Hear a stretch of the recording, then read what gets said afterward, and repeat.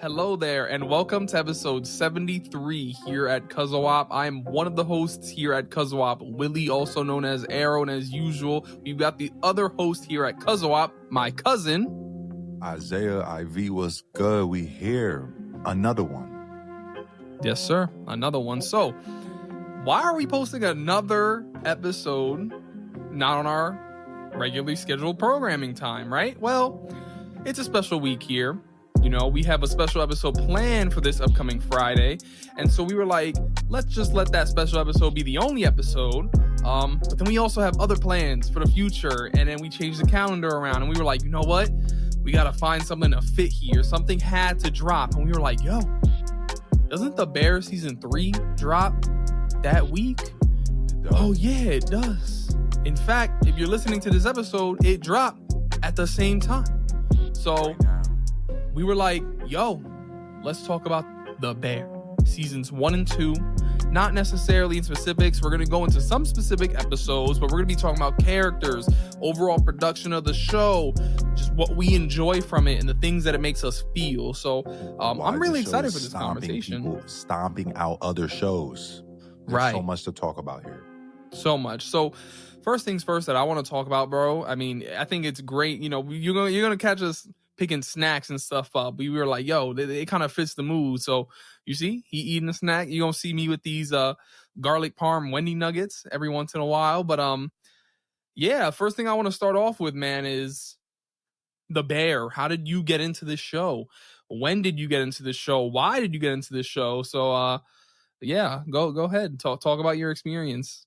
Yeah, chef. So basically, I started watching this show when everyone else started watching the show, which was when the first season came out. It was already a hit right from then. I'd seen a lot about it on the internet, had some friends that had watched it. It was in that span of time where everyone's watching a lot of streaming shows, right? We still had that pandemic type energy, just used to consuming. So when Hulu dropped this, John, I was in there like swimwear. Okay, I watched it by myself. My brother-in-law, Evan, shout out to Q, he was like, yo, watch this joint is fire. So we hopped up in there. I started watching the first 4 or 5 episodes, and I think I turned around and told my wife, yo, you need to watch this. But she didn't end up coming back around until season 2 came out. But part of the reason why I knew she'd like it, and part of why I liked it, is because what grabbed me outside of the characters is the way that it's filmed. It's just so... If it reminds me of when like dudes make Call of Duty and they're like, we're trying to bring it back to boots on the ground gameplay. Like the footage feels like boots on the ground, non-slip shoes in the kitchen ground, filming. It feels so enmeshed in the experience that all these chefs have in their daily, you know, in their lives, but then also in the kitchen, the mess of it, the mayhem, the close-ups, the long shots, things that you may not even be like exposed to outside of maybe your Food Network shows you potentially watch with your boy Gordon Ramsay. It takes it and zooms in on those elements in such a fine way. And that was it for me. I love cooking stuff, always have. But when you add the cooking with the characters and the drama, I'm in there, bro. And comedy, it's actually hilarious. There's some points that have me actually cackling. It was so good, man. The show was amazing. So when I heard the second season was dropping, I said, let's get it. And I was one of the big shooters who told Arrow he needed to watch this show. So I'm glad I could say I was a part of that crowd of individuals. Straight up. Yeah, I mean, you know, according to my text messages, there's only one person that has told me to like watch The Bear via text. I know you and I have verbally discussed it while filming Cuzzo-Op and stuff before, but your mom actually, she hit me up in July of 2023 and was like, yo, are you watching The Bear? And I told her, I lied to her actually. I said, nah, but I plan on starting it next week. I ain't started next week. I'm on vacation. 2022. Guess who told my mom about that? That what? Guess who told my mother about that show? You probably. It all goes around, comes around. Yeah. So 2022 is when the show premieres. I wasn't watching much 2022 new. What a year it was, and I was only sticking to the stuff that I knew and the stuff that made me happy. 2023 comes around, your mom texted me, I'm like, yeah, I'm doing it, and I didn't do it. And then one random rainy day in December of 2023, it's pouring outside. I have zero plans for my day. Like, yo, I'm on Hulu. Let me check it out. Boom. I watched the whole first season that day. I'm talking episode 1 to that last episode of that first season. I was done by 6 p.m. because then I went out for dinner. And I told the people I was with, my father and my family, y'all should watch this. Then I came home. You want to know what I did when I got home? You body season 2. Body season 2. And that's how easy it was. It was such an easy show. And trust, when we talk about the themes of the show, it's not going to sound easy. But like you said, the way it's filmed and the way it's edited and everything about it, that's enough to just make it easy to go through. Cast. I mean, at this particular point in time, there's only one person on the cast that I knew of. That being his character's name is Richie. I've known him as Micro over on The Punisher. He was casted as the Thing for Fantastic Four. He was on Andor. And so I'm like, oh, okay, so he's at least a familiar face. I hadn't watched Shameless yet, so I didn't know Jeremy Allen White. Ioe Debris is popping up everywhere now, but I hadn't seen her in anywhere besides the TMNT movie as the voice of April O'Neil. So I was like, okay, let's see what happens. My boy Q actually met Tina at some point over the last 2 years. He got a picture with her, and he hasn't even seen the show. So that was cool. When I was like, oh, that's the woman that he was like, yo, either of y'all know these people. And me and Austin were like, nah, we got no idea who that is. Now I know. I'm weak. I was about to say, if he hasn't even watched the show, he just took a random photo with a shorty. Yo, he was at the club, and yeah, he was at the club, bro. And then they were like, oh, boom, boom. So that was my experience getting into The Bear. Hadn't seen it. Got put on my radar. Backpack, come back later, boom. Love the show now. 2 of its episodes ended up in my top 3 episodes of television for 2023. Yeah. And season 1 won a lot of Emmys, man. So yeah, it did. That's our relationship. Which is crazy because, again, if you watch our Oscar episode, we got to remember the time in which these seasons were released. Just keep that in mind. We're going to be talking about awards. It's because of season 1. I have no doubts that they'll win just as many, if not more, for season 2. But that actually hasn't happened yet because of when it got released. And it looks like they're setting themselves up for something similar with this BS. But hey, it's all good. It's all good. It could drop in June if it wants to. Yeah, man. This show was, when it came out, it was also refreshing. It was refreshing. There was really nothing like this show that was out at that time. The cooking drama was just sick. To take it to Chicago, it's fire. Like, it was just a fire idea.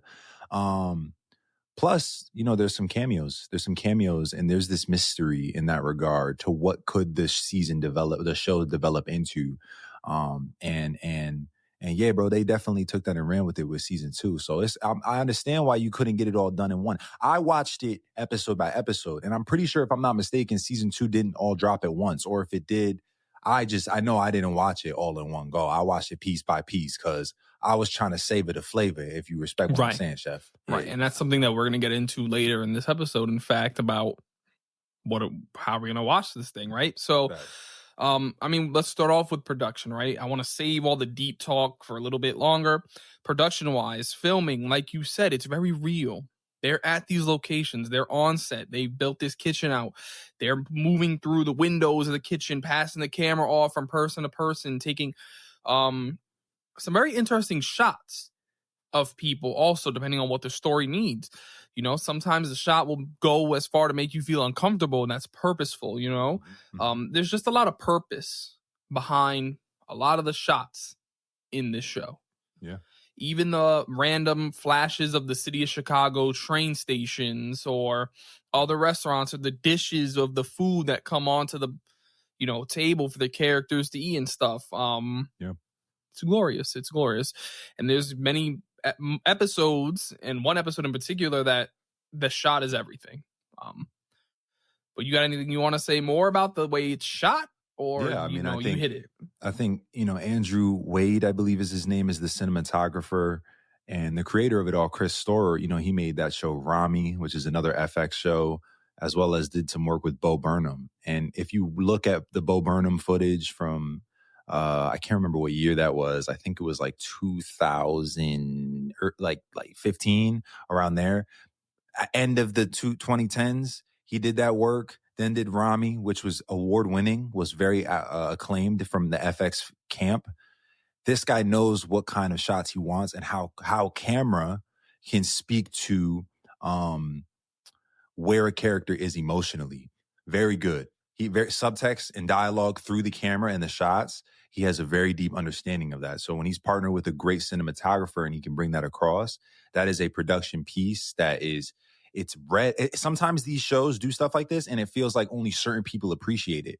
But this show, mad people respect what they did, which means they did it in a way that everyone can understand. And that's hard. That's not easy to do. So mad respect for them on the production side.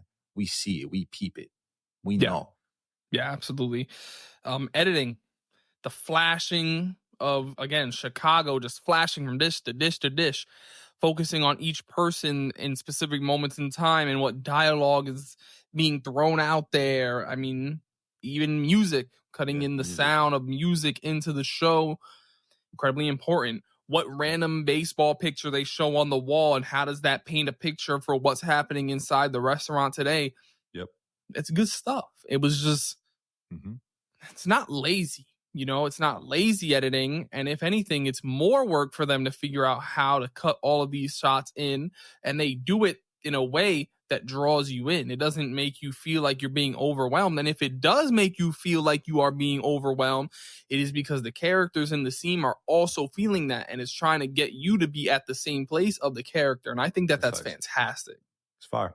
It's fire. And yeah, bro, it's like every episode is a dish, and these are all ingredients that are very cherished and important for the flavor that it brings, and you feel that on every level, whether it's in the kitchen or out the kitchen. When you're in, Carmi's apartment, or you're, on the train, you know what I mean? Like they film, and that's the other thing.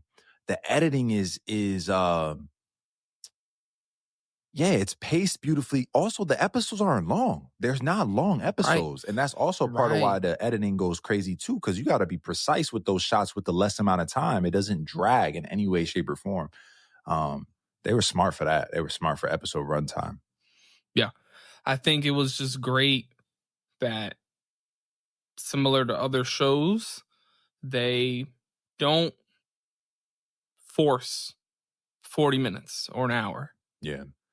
Put what you need to do in that episode, and that's it. If it's a 20-minute episode, throw it out. If it's a 50-minute episode, put it out there. Do what you want to do for your episode. I love that. I think more shows need to do that. And some shows also might need to learn when to put a little bit more in the episode, find a way to make it work. Yeah. But that's why it was so easy to binge. One episode will be 35 minutes and the next episode will be 23. And I'm like, all right.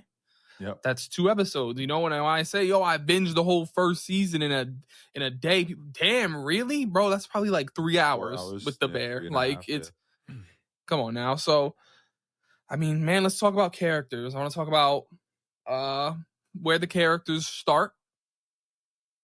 And, we can get into their journeys in a bit. The main character of the show, Carmi, Carmen Brazato, he comes back. He comes back home to work at his family sandwich shop after his brother, Michael, commits suicide, right? And so we don't get to see this suicide. We don't get any of this information in a sub-crawl or anything like that. We have to kind of learn it through reporting news or character conversations. But essentially, Jeremy Allen White pulls through and he's like, what is this shit show?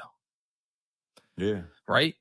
And we are told very well by dialogue. It's not exposition dumping. It's very well placed. One of the most successful young chefs in the history of the world, worked at the most famous restaurant in New York City, but now he's back home doing what? Oh, you want to work with these people, and these people aren't respecting him, and he's just there trying to make things work.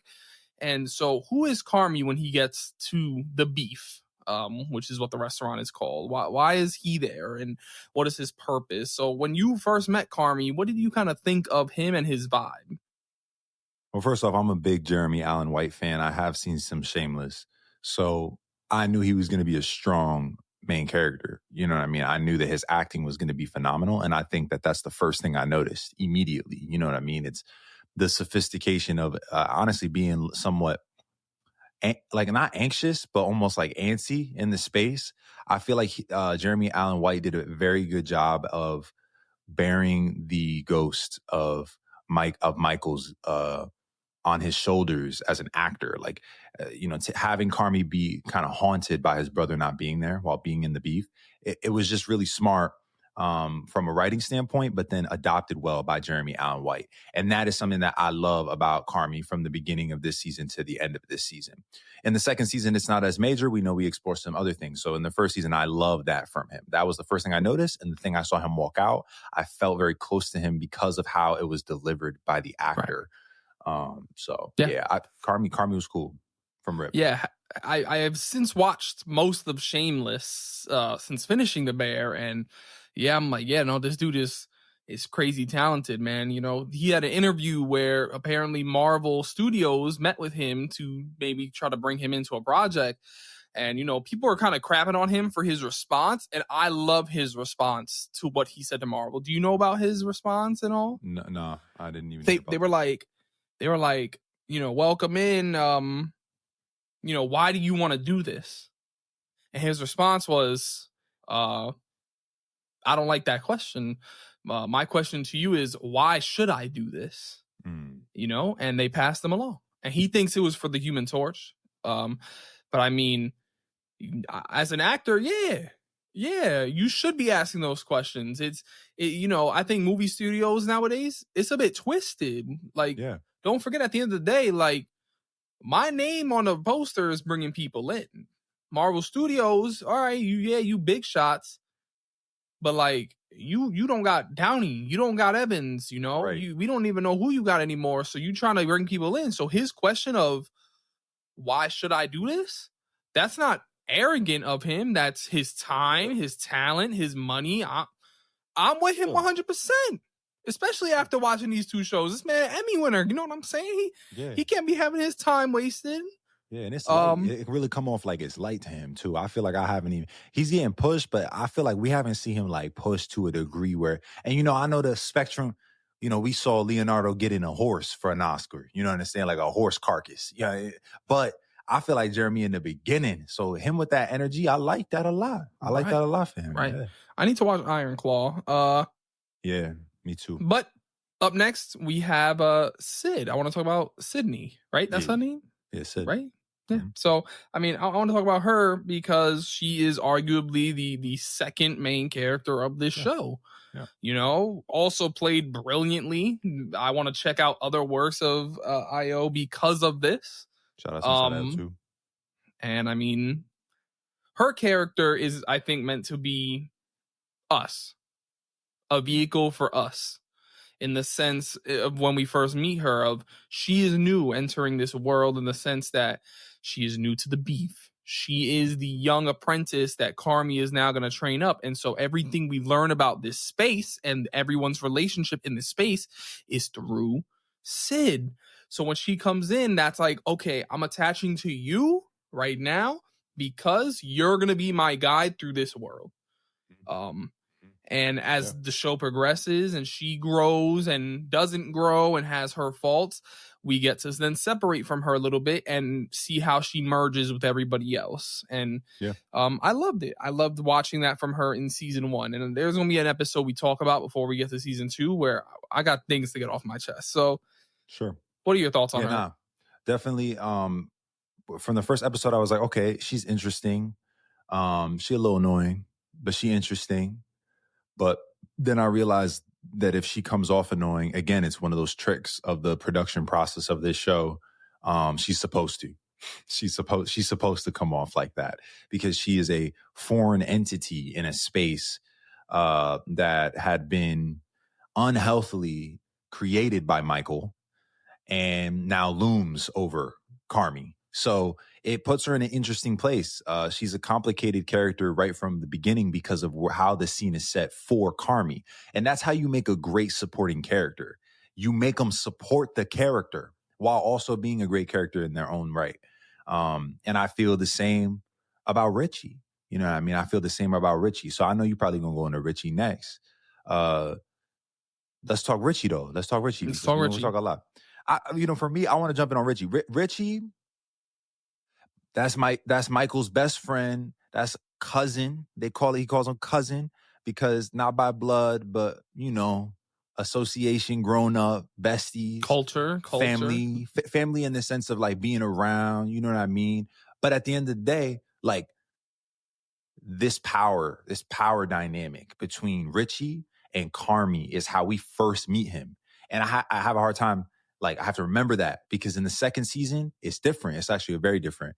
But the first season, it's almost like Carmi is like like if it's a Western, then the beef is like a horse that he got to break. You know what I mean? He's trying to break the horse while the horse break him type. You know what I mean? And Richie is a very big reason why the horse is hard to break. He's like the de facto leader just because of the absence of Michael. And I thought that was another great decision from a writing standpoint, because how do you make a great supporting character?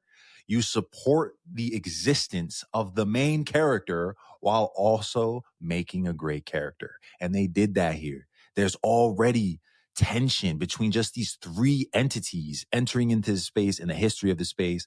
It was just smart. It was so smart. The writing of these three, I love Richie, bro. Richie is goated, but I love him even more in season 2. We're going to wait, though. We're going to wait. We get crazy on that. Right. He is the antagonistic force that we feel that Carmi needs to break down and find peace with, right?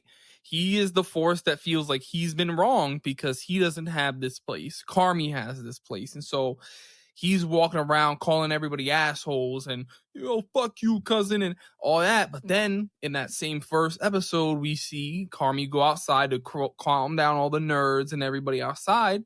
And Carmi starts getting jumped. Cousin comes out. Boom. He talks shit. Yo, you good, cousin? And that's a very interesting dynamic as well, because at the end of the day, what we see between that is we still family. Whatever happens here, it's not changing. When we walk out these doors, we are against them. Right. You know what I mean? It's us against them. But when you against me, I'm giving you hands for it. Right. And when you're against me, I'm giving you hands for sure. I love that. It's like parents. You know what I'm saying? Like parents, they go back and forth, right? I mean, you're a husband, you have a daughter. So I'm sure you know the dynamics of going back and forth with your spouse. But at the end of the day, when that kid comes into the room and tries to manipulate the situation, y'all need to come together and say, whoa. Don't get it twisted. Right. It's us against you. And so I like that side of the relationship. And throughout the season, they're going back and forth and they fight over the big inflatable, I don't even remember what it was. Weenie? A sandwich? It was like a weenie, I think. Just all that. And we get hints in this season as to Richie. And there's something stated, I believe, in the 4th episode of this that doesn't come back until season 2. But we get insights as to like, oh wait, he actually hates himself a little bit. Yeah. He wants to do better for his daughter. He's divorced. He's going through some stuff. Oh, so this asshole that we're seeing on the outside isn't exactly who he is on the inside. Yep. And that makes you human. It makes you more than just an asshole. It makes you a hurt person. Absolutely. You know what I mean? We often forget with the bickering between all these people that all these people are grieving over a friend, a cousin, a brother. So, I mean, if it's all okay, the last person that I want to shout out myself, like right here during this segment, is Tina. I feel like I need to shout out Tina because if you didn't hate Tina off those first 2 or 3 episodes, then you probably one of the best people in the world. Because Tina was such, and the actress is a lovely woman. So I mean, all due respect when I say this is not towards her. Tina is such a bitch that you're like, yo, bro, What's up with you? What is your beef? Why are you beefing with Sydney? Because she's new blood? Because you're just old and bitter? Oh, wait.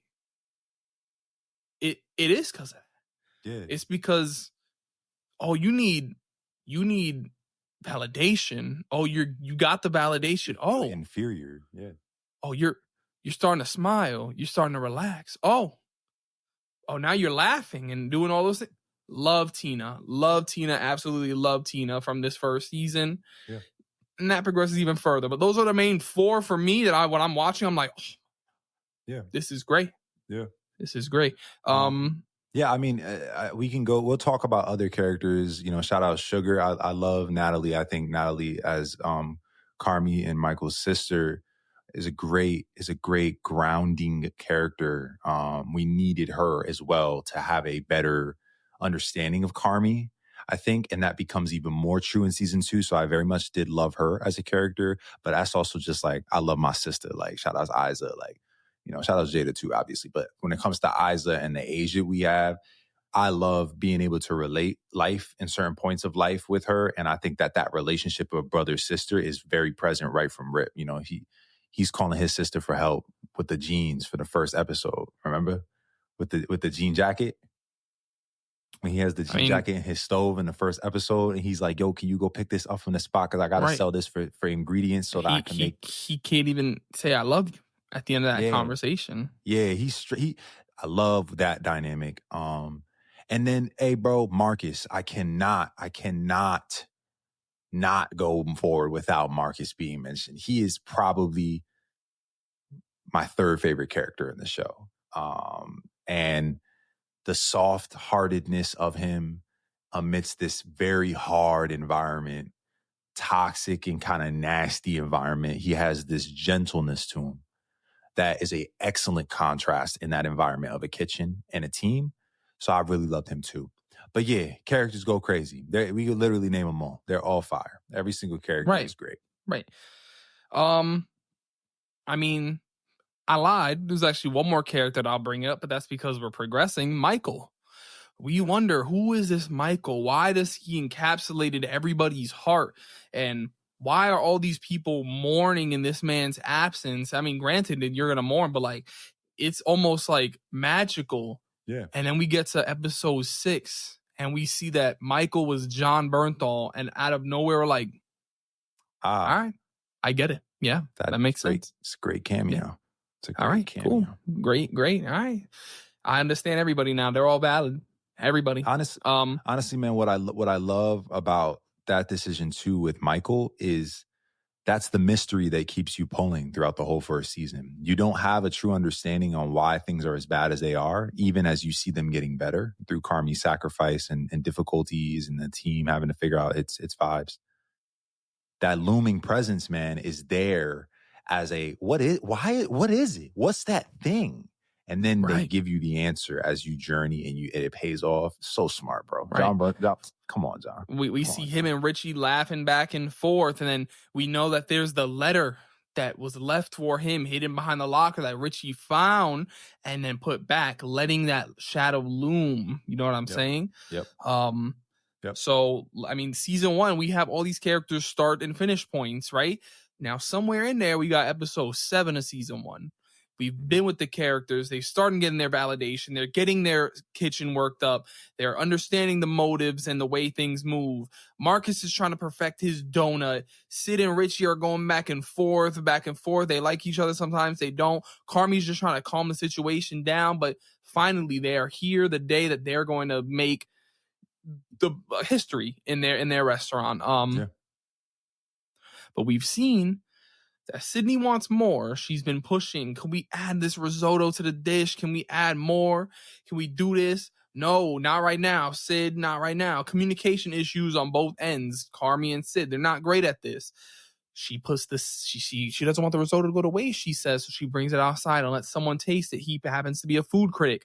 He writes it in the news article. Their new risotto is brilliant.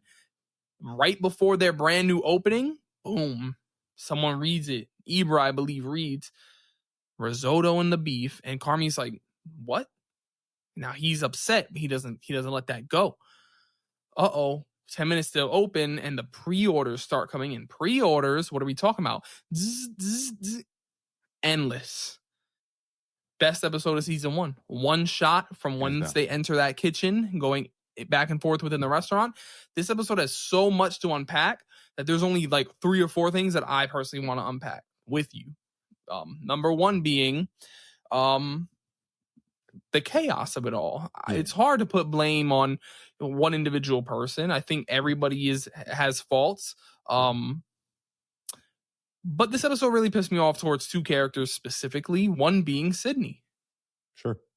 She just careless in the sense bringing that risotto dish outside when it wasn't ready. You never know who's out there. Word to mouth spreads, boom, and now you have a problem. People have something to expect. Leaving that pre-order thing on, it's an understandable mistake. But when you've been putting your focus into these other things and something like that happens, that's a little wishy-washy. To then feel the wrath of the kitchen and then leave midday. Yeah. Unacceptable the way Carmi was speaking to a lot of the people in this episode, right? Sure. But he just went back to his teaching. What bothers me is that post this episode, for me, I didn't feel like Sydney ever accepted the role that she had to play in the events that went down in this episode. And I think that's bad. I think that it's very bad of her character to not admit, because for me, it didn't feel like she admitted that she messed up. And she says it in the episode, but like for her to go back and say like, yeah, I messed up with this and I was manipulating by putting that out there and I messed up with the pre-order. I never got that, and it's been weird for me. It's felt weird for me. You have things you want to say towards that, or? Yeah, I think these are people who speak less and do more. So I think, I don't know, man. I first off, let's go to the chaos. Yes, chaos. This episode is a one-shot episode, and it lasts it's the shortest episode too, right? How many minutes is that episode? I think it's like 20. Yeah. This is the episode that when people go, should I watch The Bear? I go, open it up and go watch episode 7. I don't even tell them to have context of what's going on. I just tell them to go watch this one episode. And if you like this one episode, then you're going to like everything else. And I think it's because the chaos is perfectly embodied by a one shot. That was just a really good move. The characters themselves, yes, the chaos, they all involve. They're all throwing gas on that fire, 100%. Now, to answer your thing about Sid, yeah, bro, she's young. I think that she has to make mistakes. I think that she's dying for reception and acceptance in this field, and the greatness that she's sacrificed for, that her dad, we find out, looms over her. Why are you wasting your life in this?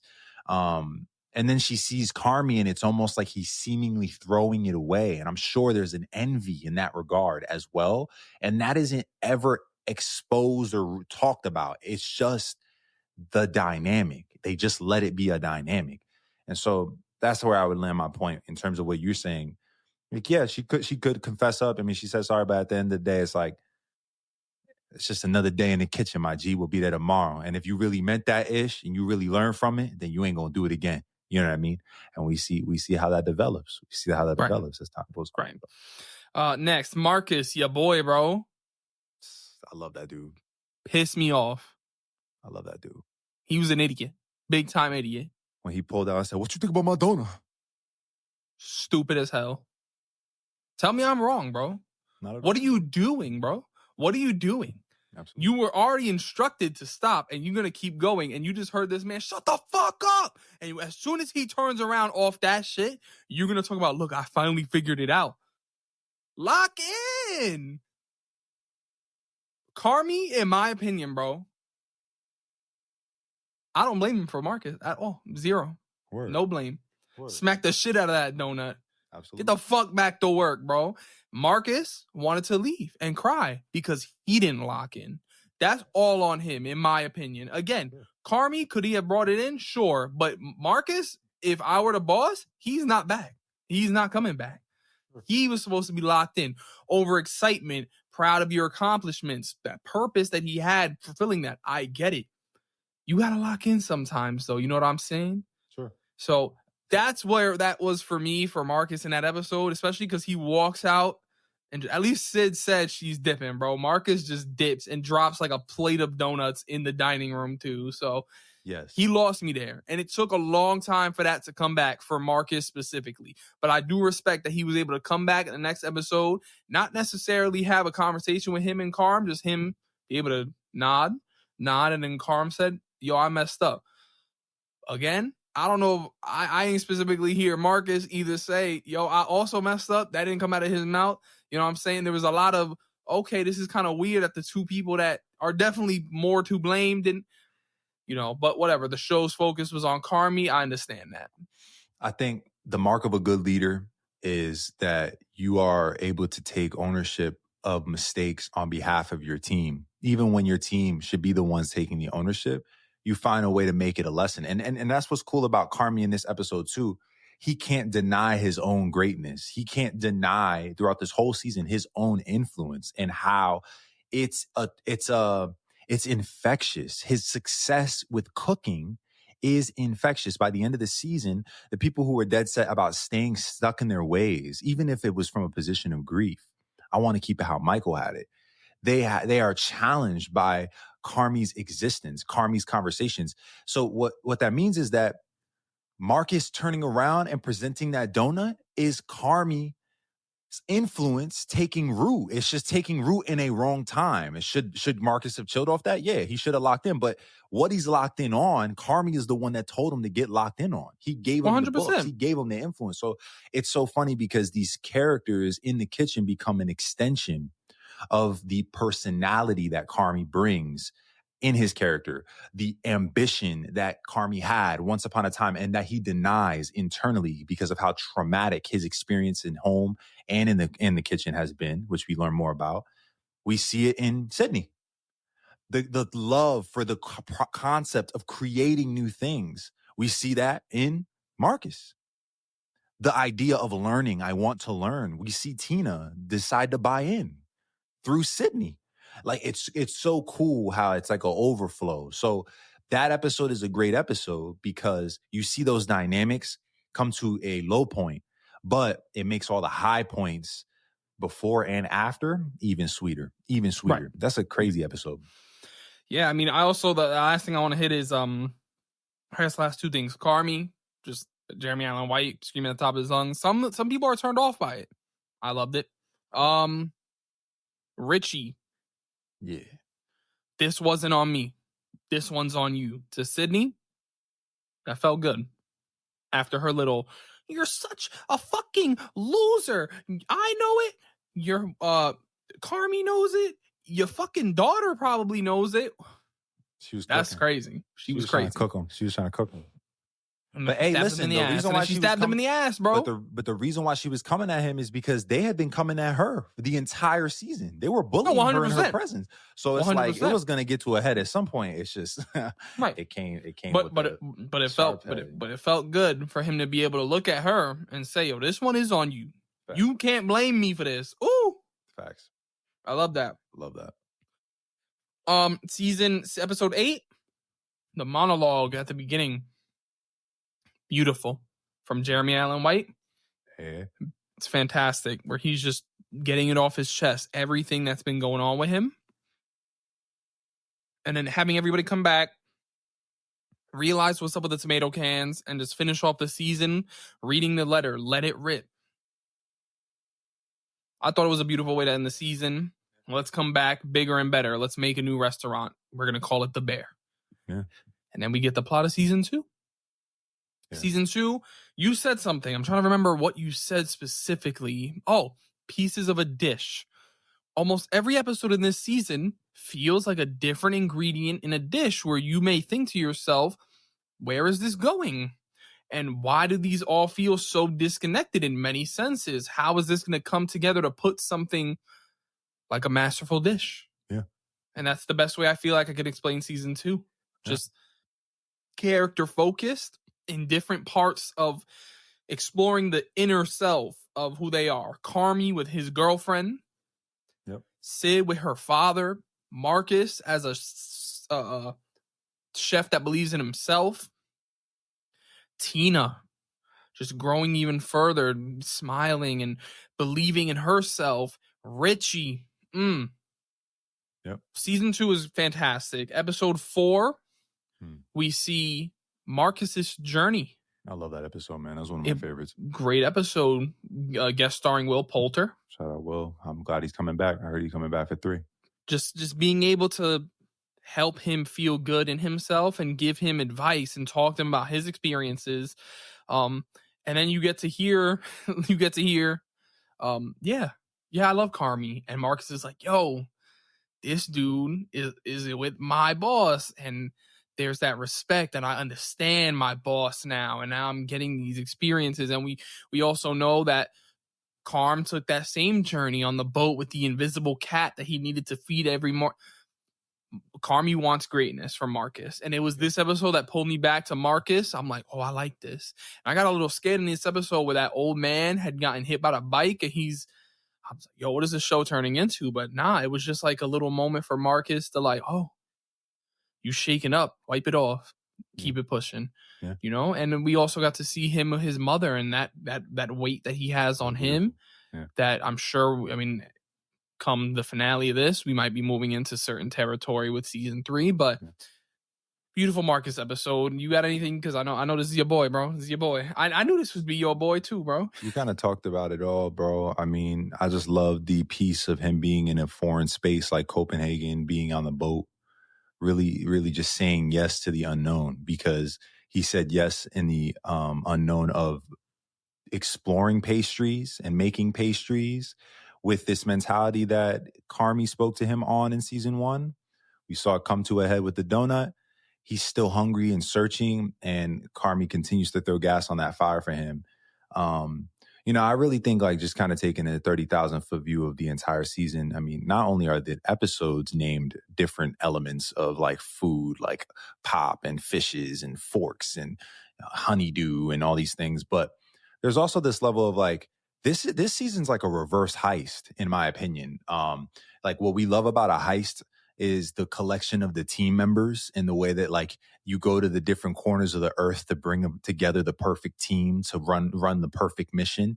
And it kind of feels like that. It kind of feels like he casted off each character to different places to get supercharged and learned up. Like you going to go train, because when we come back together, I'm going to need you on tip top level. And I feel like that's why I loved episode 4. It began that kind of a train of episodes between episode 4 and episode 7, where you just see each of these individual characters kind of being tested in a particular way.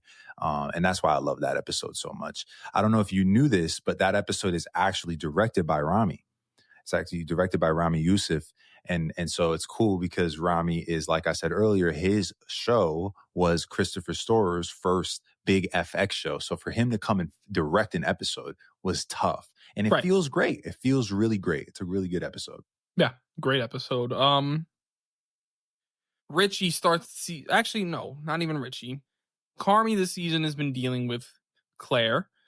And that's big. That's really big. You know, we get to explore where season 1 was Carmi dealing with the inside, who he is with people that make him happy. And what does happiness look like for Carmi? And that's what this season is exploring. And so, you know, we get to see him meet her and slide the fake phone number because he's scared, but then he gets caught and has to go and deal with it and go to the parties that he doesn't want to go to and bring her around the people that he doesn't want to even associate with, sometimes himself, right? Which leads us to episode 5, which takes us on a flashback, maybe 4 or 5 years ago, maybe even more. We get Michael. And not only Michael, we get a family Thanksgiving Christmas dinner. Now, you and I, we know how those can be, right? We know the ridiculousness that comes with these kind of family functions, events. And so when we see, this is the first episode of this show that is an hour long. Oh, they got John Bernthal back. Oh, they got Bob Odenkirk. Oh, they got Jamie Lee Curtis. Oh, they got everybody. Yeah. Stat. John Mulaney. What's going to happen? All right. I'm here. The whole episode, not even just a little flashback, the whole episode is set in this time period. Why are we here? What is our purpose? To learn where these people come from, the dynamics, what set them on the path that they are currently at now. Richie asking, Cesario for help with the job. He says, I got you. He has to convince him, but I want to provide for my family. I got you. Cesario messed up. We learned this in season 1. I gave them Michael's number, not yours. That's why you never got the job. But we see that inside of Richie. He wants to do good. He wants more from his life. We see that in this episode. Them trying to set him up with Claire, trying to set Carmi up with Claire. We see that here. Why won't you let yourself be happy? Even Michael.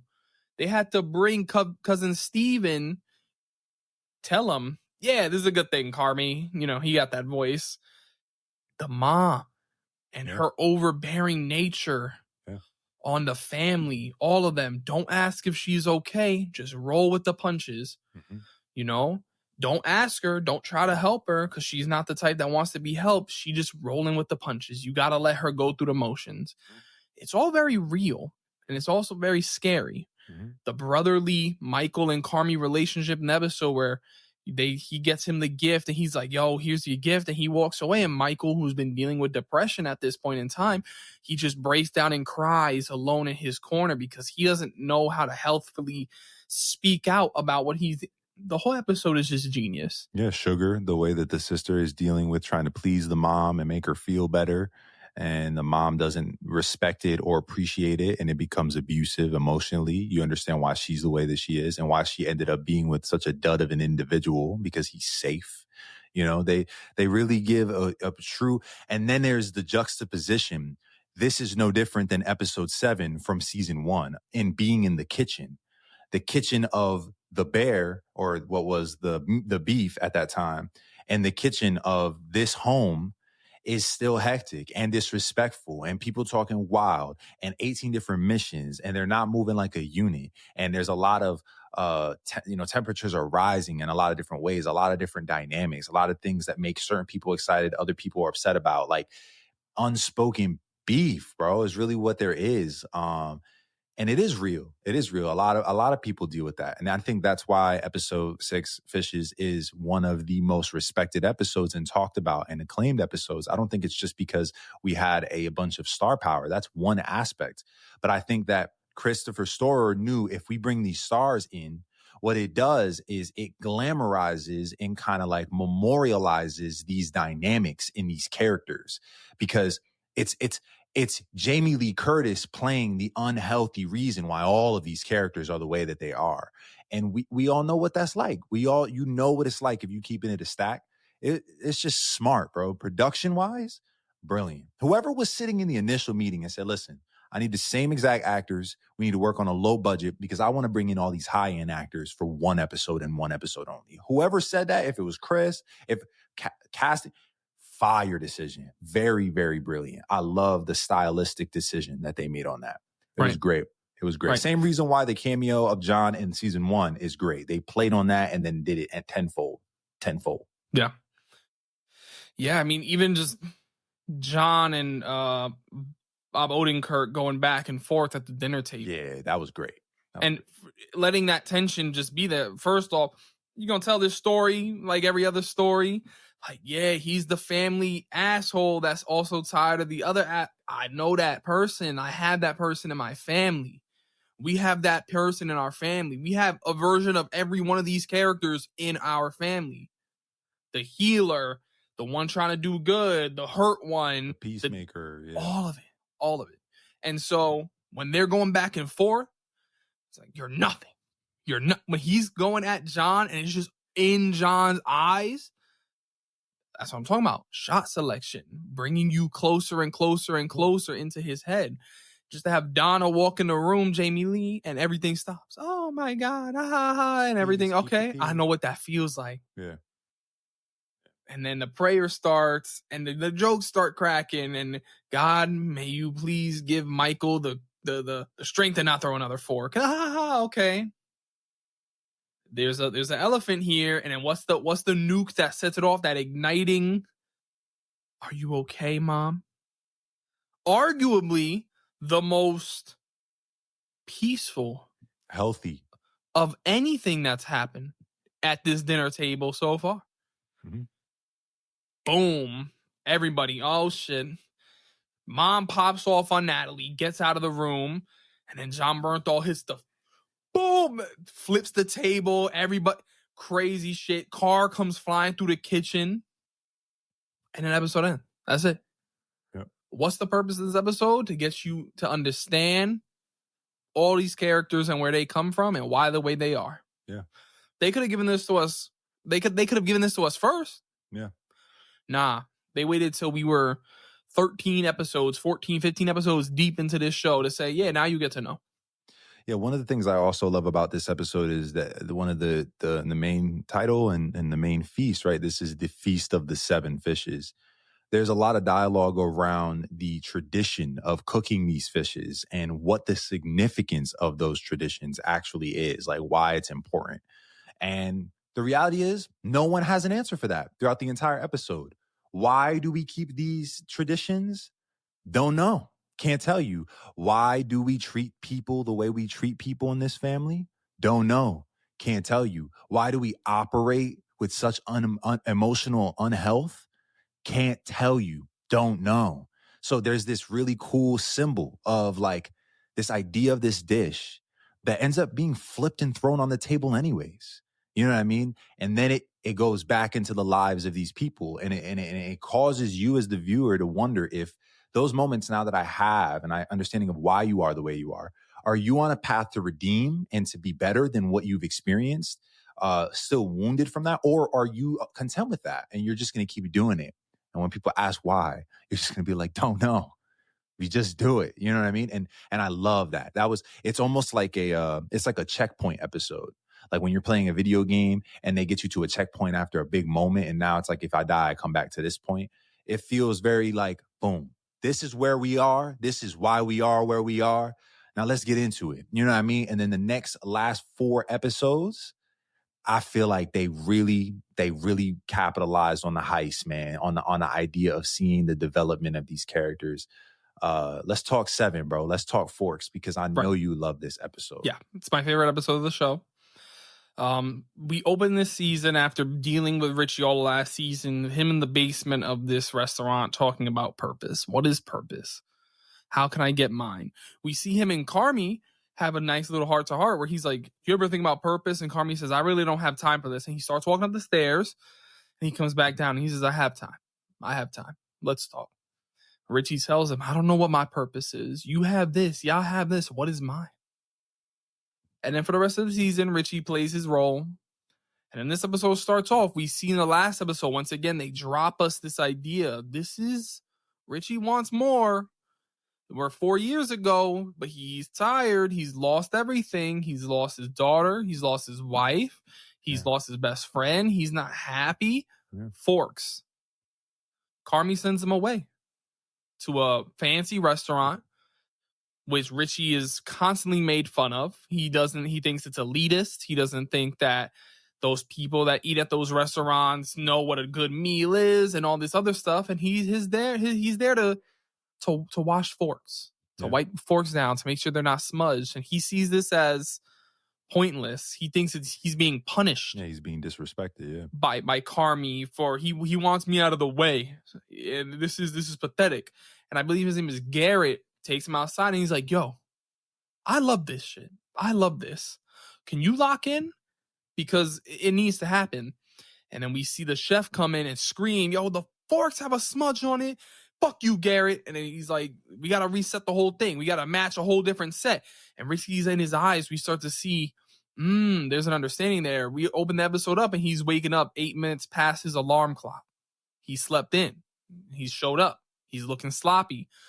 The next day, he's still late, but about 4 minutes late, not 8 minutes late. And he's more focused on getting rid of the smudges. And then the next day, he's all right, 3 minutes late. And we get to see his first view of bringing something out and seeing how a dish can make somebody's day in the restaurant. And we see him brighten up a little bit and start to understand it, so that the next time someone has a dish that's ready to go out, that's Chicago based. I want a deep dish, Chicago style. He loves that stuff. So he's like, I want to do that. They get the pizza, they do it. He brings it out and he puts his charm on it. He feels good. He gets to see how that made that person feel. Yeah. And now he's waking up on time. Yeah. And now not only on time, 10 minutes early. Yeah. Now he's putting on a dress shirt. He's waking up 15 minutes early, cleaning his house, throwing all the garbage away, feeling good about himself, which lead me to possibly my favorite moment in the show. A car ride, driving, listening to Taylor Swift of all artists. Yeah. I'm not a Taylor Swift person. I don't listen to her music. You know, I think her fans go overboard at times, but I also don't really care either way. So when I hear this, I'm like, what are they going to do? They've built it up. His daughter's a fan. And he's tired of it. He doesn't want to and he's singing that song at the top of his lungs on a joyride at night. And I'm like, yo, what I just witnessed in the last 30 minutes is a 45-year-old man find not only purpose in life, because I don't necessarily think I don't think he found his purpose in this episode. I think he found the drive to figure out what his purpose is. Yeah. Sure. And so him singing the car in a song, I'm there smiling like an idiot in my room, binging this show. Oh my God, this is amazing. On the verge of tears. Like this man really he looks alive. He just looked it. He looked sharp, you know? So up to this point in the episode, that's how I'm feeling. Seeing this man who we called an asshole, and he's just watching him go through this change in life up to this point in the episode. So what did you think up to this point? Because there's a flip. This is a very three story beat episode kind of movie shrunk down into an episode here. And this was only the first part. Right. Of Forks? Yeah. I feel like Forks it felt like an Avatar: The Last Airbender episode. Like it was just a principle episode. It was about the principle of purpose, the principle of being believed in, even when you don't believe in yourself. You know, that conversation that Terry, the owner of that restaurant, ever has with Richie is very important, because I think he needed to hear someone like Terry, a random person, tell him that his cousin believes in him, and that the reason why he's here is because he's believed in, and that his skills with people are something that he sees him as a gift. And I think that's where I would push back on you in terms of purpose. I think his purpose is caring for people. And I think that absolutely he's made mistakes in that area so heavily that he's casted him. He's concluded he can't do that well. And this episode begins to show him, oh, no, you not only do you do that well, you do it instinctually. It's something that you can do with ease. It's intrinsic to who you are. So if you bring that in to this restaurant, that's just one place that you'll be able to do something fantastic. And I think that's what's cool when we see him go forward and bring what he learned from Ever back to the Bear, and have that suit and have that flex. And dudes is like, what's up with you? Your energy different. You know, I love Daphne. What you mean? This is how I'm dressing these days. Stop playing with me. And they're like, oh yeah, not word, bro. Whatever you say, absolutely, 100%. He's like, yeah, that's it. It's like, it's going like this. What we need. I'm like, yeah, go Richie, go. Yeah. Like, get your money, Richie, go. Fire. Right. Yeah. No. So what I'm saying is, like, that first half of that episode is, yo, you need to be the one to search your purpose out.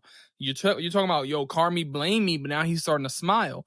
At the halfway point of this episode, he calls Carmi up and he's like, yo, he's reverted.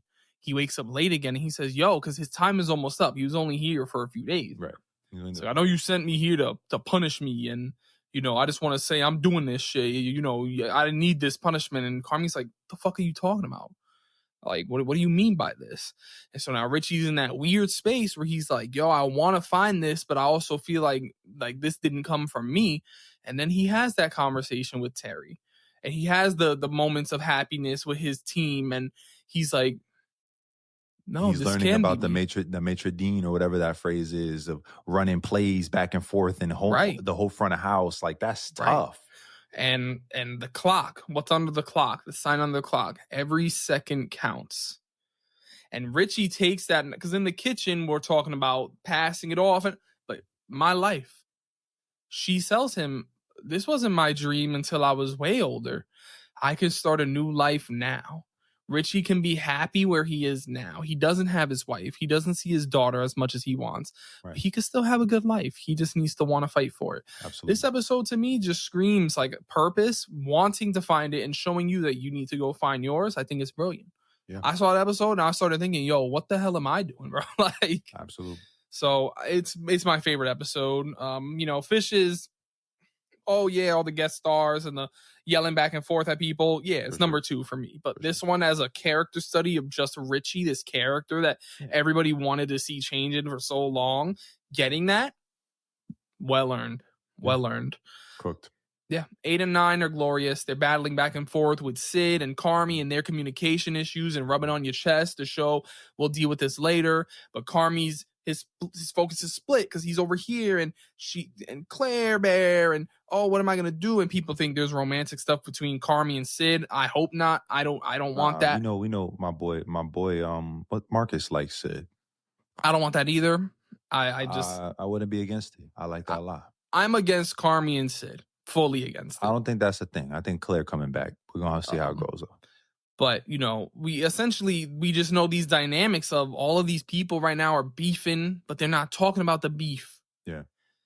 And so, hold on. Before we get to that last episode, I also want to say episode 8 because we talked about it earlier. That's the only reason why I'm bringing it up.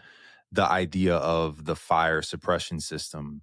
This was like the last piece almost of Michael stuck in this restaurant that needed to be washed clean, So when Fack realizes that the suppression system had been tampered with by Michael because he was trying to get an insurance fraud check by burning the restaurant down, it's wild because the idea of burning a restaurant down is almost like creating restaurant suicide, hoping he could get a level of payout from all of what had happened at the restaurant.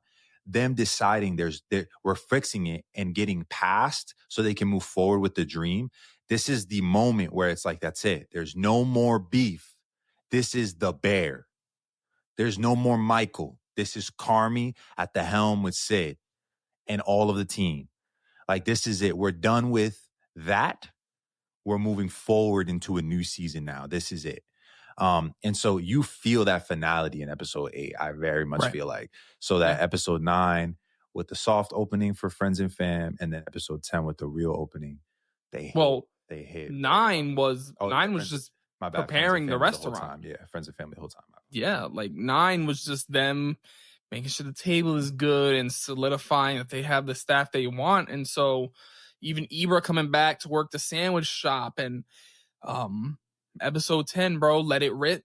They unlock the door, and then episode 10, one of the things we see right away, and I'm gonna just put this now, is Carmi gets locked in the damn fridge because of his own failure to call the fridge guy. Yep. You know what I'm saying? Could anybody have done it? Sure, but it's the idea that Carmi verbally stated out loud to multiple people many times. We saw it. I'll call him back. I'll call him. I'll do it. He wanted to take responsibility over that, and it bit him in the ass because he failed his responsibility. Yep. He's locked in the freezer. Okay, we got to run this. So who's running it? All right, Sid is gonna try it. All right, I'm gonna do this. Richie killing it on the outside. You know what I'm saying? Oh, Natalie invited Mom. Oh, we're waiting to see if that boot drops. Okay, we gonna wait and see. They got a cocaine crack addict working out of their kitchen, going out back to smoke. They got to fire him. It's chaotic, but it's controlled. And when does it become controlled? Yeah, Natalie helps and all that, but who has to step into the spot? Take that deep breath in, put the 5 minutes up, and set it off. Richie. Yeah. Glorious. Yeah. Glorious work, that episode 10, man. Yeah. Just putting him in that position to show off, I can do this, is like the reward for watching episode 7. Sure. Where you're like, all right, he did it over there, but can he do it here? Yeah. Sure. He did crazy. He did great work there. I mean, Carmi got himself stuck in the fridge, and I'm like, he's screaming in the background, and they're just tuning him out. He gets less and less loud as episode. What's going on? And it would stop for a few, and then he'd come back. Open the fucking door. All that, and they're just ignoring well-oiled machine. Yeah. They're past that.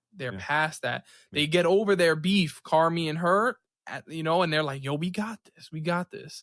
And so all the stuff that takes place inside of this kitchen in this episode is fantastic. Yeah. Marcus and Sid, beefing with each other for a few seconds because of that whole crush thing where he wanted to get his tempers up. Like, yo, just because I asked you that, it doesn't mean, yo, relax. And they were able to reel it in. Yeah. So the kitchen stuff was genius. There's probably my second favorite thing from the show that I want to talk about, but kitchen stuff. Yeah. Great. Yeah. I feel like I love this episode for like so many different reasons. I think one, the idea of Carmi being a bear, stuck in a cage, and the fridge being his own doing. I think that concept is insane. The reason why is because they, again, man, like I said in the first season, every character is a manner in which they bring out a certain part of who Carmi is as a character. And in this season, it's really no different. They followed a similar formula by having each of the characters develop their own storyline. But the only reason why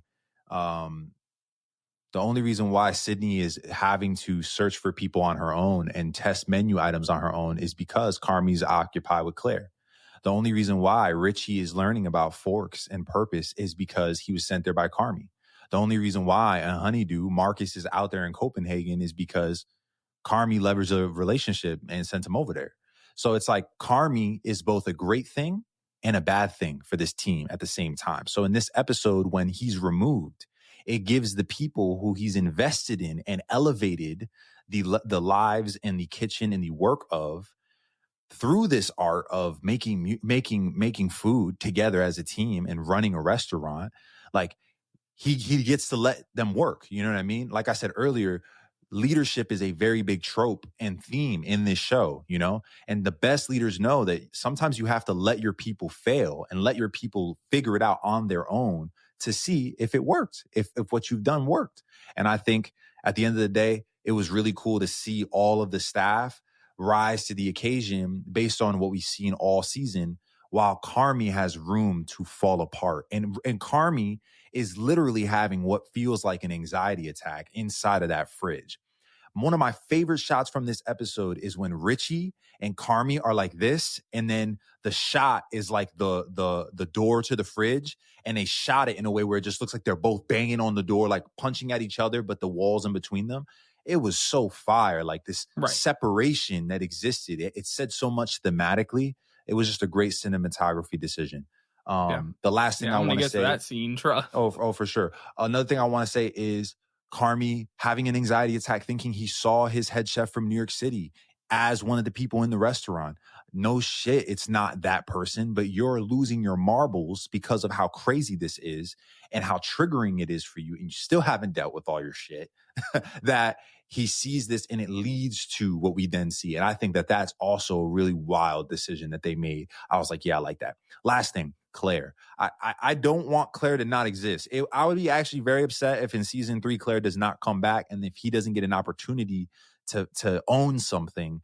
If it's just a lesson learned because he loses her, I feel like that's a missed opportunity. Could it be great? Yeah, obviously. I trust these dudes. I very much trust Christopher Storer. But at the end of the day, I thought her hearing him lash out and lose his mind in there was a very interesting decision too, because that's a very clear picture of who he is, man. He's a messy cat who's been through some messy things and has been able to harness the mess and put himself in a place where, despite him only getting there because he knows how to navigate unhealthy spaces because he comes from it, born and raised, he's in this point in his life where this is the thing that's his life.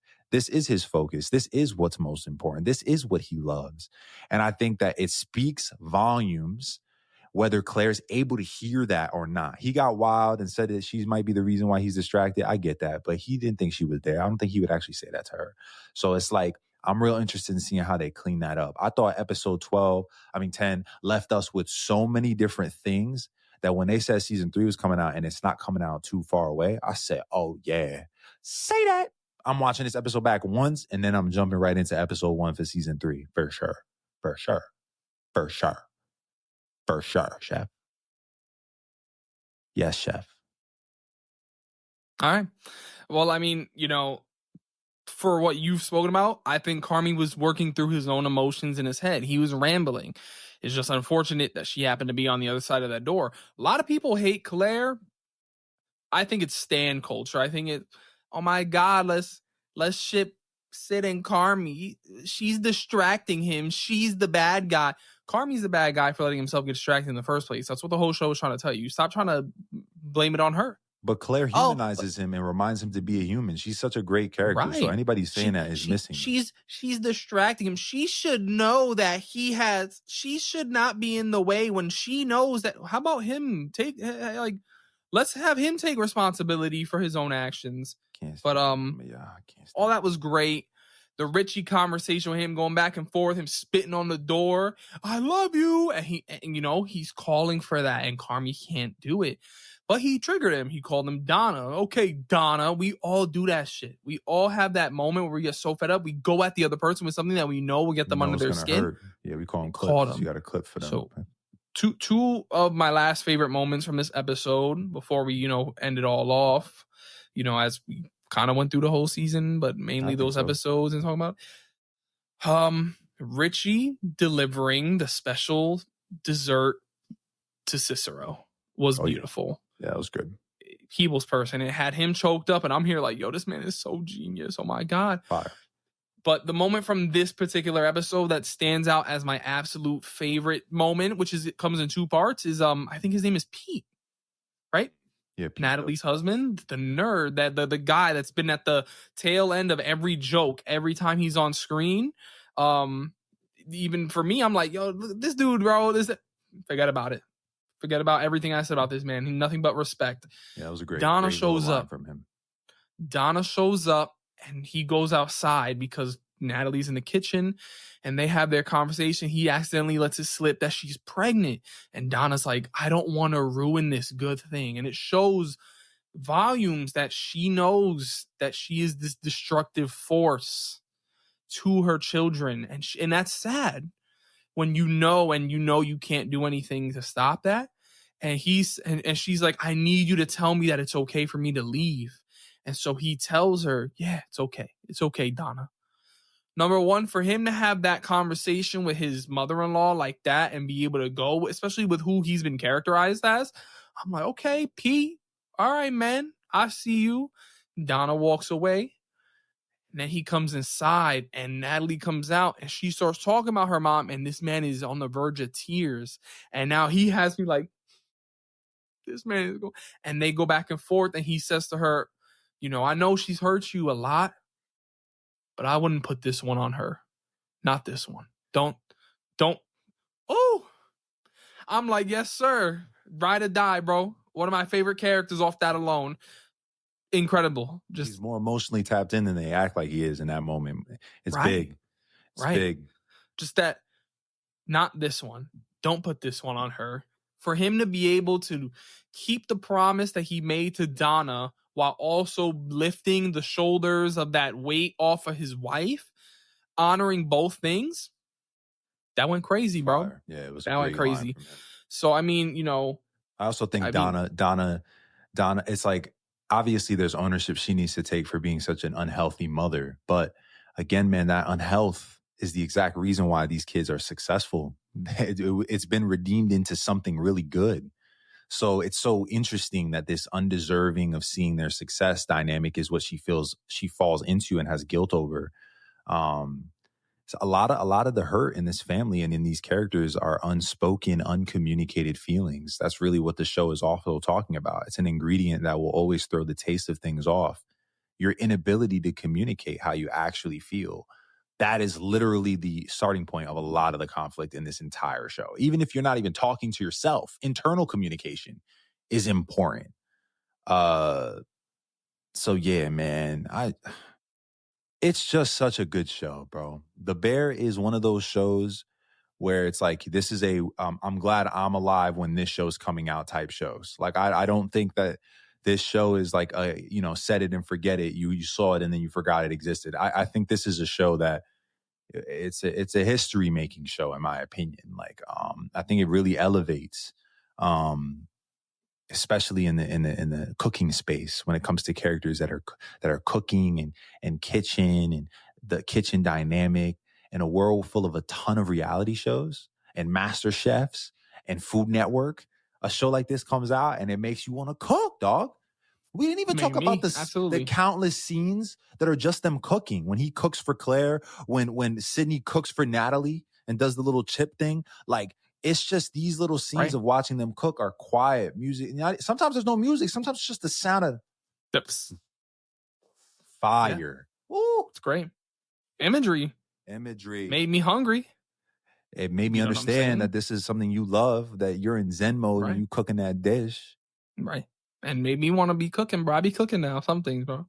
I got mozzarella sticks, mac and cheese, baked mac and cheese. And something else that I know how to make, bro. You know what I'm saying? I've been learning. He gets you with the bug for sure.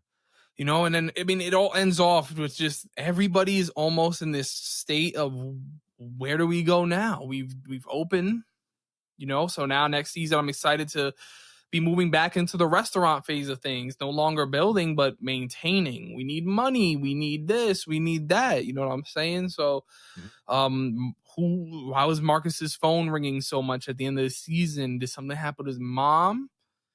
I think so. Yeah. Maybe not. Who knows? I'm excited to see where we go after all this growth, after all of this spectacular buildup. Because now I'm thinking to myself, wow, they got to ruin some people. They got to start throwing stones at this amazing place that we've built. They need to start cracking, and we need to start these dynamics over again. We need to build new dynamics here. I'm incredibly excited. I mean, I love the show. I'm watching it right now. Well, you're listening to this, I'm probably watching it. Or I'm already done, to be honest with you. So I think for season 3 of The Bear, we know all the episodes drop tonight. How are you going to be watching? Are you going to be binging, or are you gonna pace yourself? Are you watching with your wife? Yeah, I'll definitely watch with a friend because, like I said, I watched season 1, then I convinced her, and I didn't finish season 2. Went back, watched all of season 1 and season 2 with her. And yeah, we'll definitely be sitting down and watching this piece by piece. I'll probably watch a couple episodes a night. Probably in like a week, I'll finish it. That's kind of our cadence. And like we said, these are digestible episodes. Another thing I love about these episodes is the way they're titled. The single word element item title is also very cool. Here at Cuzzo-Op, we appreciate stuff like that. So, the first episode of season 3 is called Tomorrow. And if it does anything like they did with season 1 to season 2, it should be a picking up right where we left off. And I'm excited about that. If it's not, and it's been a couple months, I don't know how I feel about that. I kind of don't want that. I don't know.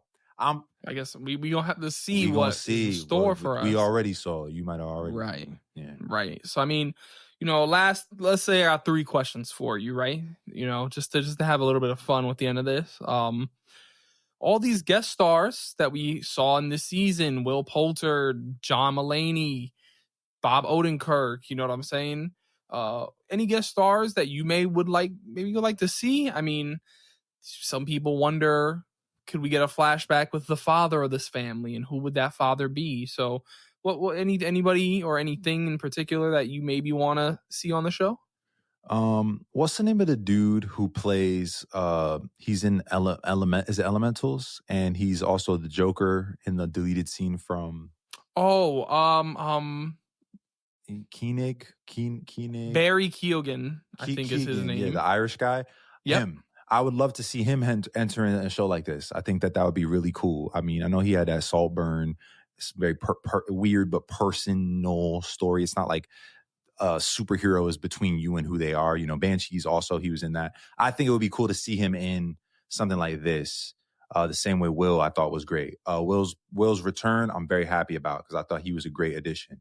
I also would very much like to see I think I said this in an episode past, but Damson Idris. I feel like Damson Idris, Dylan O'Brien, actors that are not popping in crazy ways right now. They're popping because they're great and they've done great things.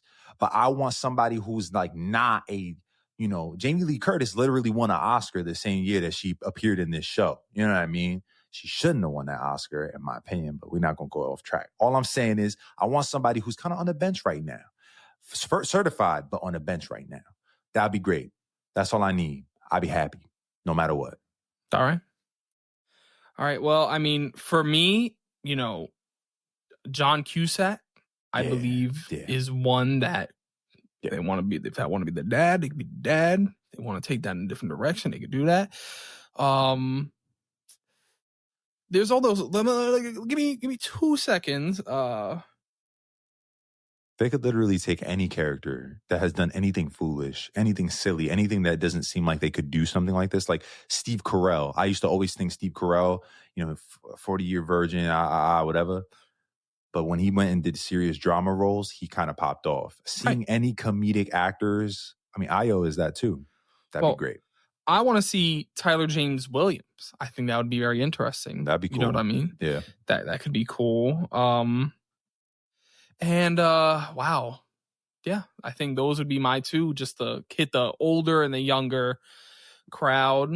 I mean, and maybe, I don't know if the kitchen needs a new staff member, but I'm cool with it being like how it was. You just are associated with one of the characters' past in some way, shape, or form. Right. And I mean, just to throw it in here, Fak on this cast is the only chef. 2003 is when he began. I think that's hilarious.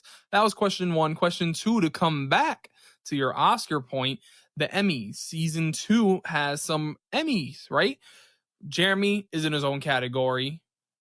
Moss is in his own category. Io's in her own category. Let's talk about the fact that I believe, have 3 members from this cast nominated for a guest starring role. Bob Odenkirk, John Bernthal, and Jamie Lee Curtis. I want to know, IV, who you honestly believe deserves that Emmy, because I have my choice. If Jamie Lee Curtis were to win an award off of this role, it would have been 10,000 times more worth it than when she won the award for Everything Everywhere All at Once. So that would be my answer. But you know me, I'm biased. John Bernthal till I die. Always, forever, always. But I'll give it to Jamie off justice, but then off to John off bias. So you see, here's where I come in with based on what was put to screen in the episodes in which they appeared, I'm picking Jamie Lee Curtis. Sure. Now, if we want to talk about justice for love and life, Bob Odenkirk, who literally died on set of Better Call Saul season 6 and never got any recognition. That show is, I think, one of the highest shows on television history with most nominations and 0 wins. That's craziness. That's crazy work. But John Bernthal also, I'd really love it. I love all 3 of those actors. I'd love if any of them won. But from what was put to screen, I would have to go with Jamie Lee Curtis. Yeah, for sure. Yeah. And then my last question here, man, is what's your excitement level, bro? I'm excited because this is something worth investing in. This show's not only renewed for a 3rd season, it's renewed for a 4th. We're getting they film back to back. We're getting a lot more of this show. So I feel like we eating, pun intended, and I already know what it is. The next couple of weeks, I'm going to have people come up to me talking about Yes Chef, because that's how the show do. People on the internet talking about Yes Chef, So like I said, I'll double down. I don't think this is just one of those set it and forget it, in one ear, out the other ear type of shows. I think this is a show that is going to make a lasting impact. I'm excited. Right. Yeah, I'm super excited. I hope to get some of those top 3 episodes once more, But shit, man, June's been a great month for television. The Acolyte started at the beginning of the month. We had The Boys kick off season 4, and we are in House of the Dragon season 2. So The Bear is a nice close off to the month of television in June. We'll be back to do The Bear season 3 episode, and that's about it here, man. I mean, there's so much in season 1 and 2 that we could dive into, but we just wanted to give you a feel of the characters and our feelings on them and the plot lines that they went on as we go into season 3. So be sure to tap in to see our special episode later this week. It's gonna be a Q&A episode for a special occurrence that just so happens to fall this week. So yes, sir. And we thank you for tapping into another episode of Cuzzo-Op. Like Arrow just said, we've got lots more coming. We're only at the halfway point of the year, And so stay tuned in with us. We'll be here for the rest of the year, continuing to talk about TV, movies, and video games, because that's what you find when you tap into an episode of Cuzzo-Op. You find two cousins, one podcast, and endless entertainment. Yes, Chef.